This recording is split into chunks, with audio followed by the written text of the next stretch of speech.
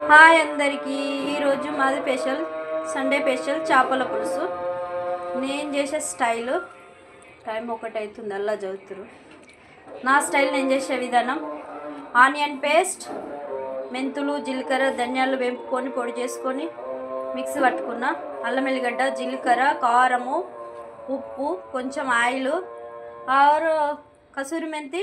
నేను ఎప్పుడైనా వేస్తాను చేపల పులుసులో, కొంచెం టేస్ట్ ఎక్కువ వస్తుంది. కసూరి మెంతి కంపల్సరీ వేసుకోండి, చాలా బాగుంటుంది. ఇవి కాసేపు ఒక 2-3 నిమిషాలు పక్కకు పెట్టుకోవాలి. తర్వాత బౌల్ ఇప్పుడు ఆయిల్ వేడి అయింది. 2-3 పచ్చిమిరపకాయలు వేస్తున్నా, వేసుకోవాలి, బాగుంటాయి టేస్ట్. జీలకర్ర. ఇప్పుడు చేప ముక్కలు వేస్తున్నా.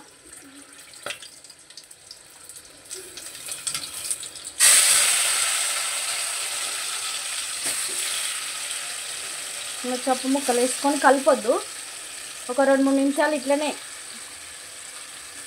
మూత పెట్టేసి ఇట్లనే ఉంచాలి,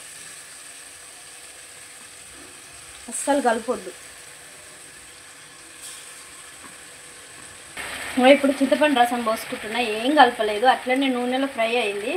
ఎంత బాగా వచ్చింది, అంత ఆయిల్ చేప ముక్కలకు పట్టేస్తుంది. ఇప్పుడు చింతపండు రసం పోసుకోవాలి, అస్సలు కలపొద్దు. ఇప్పుడు చింతపండు రసం పోసుకుంటే ఇట్లనే మూత పెట్టేసేయాలి, కలపొద్దు.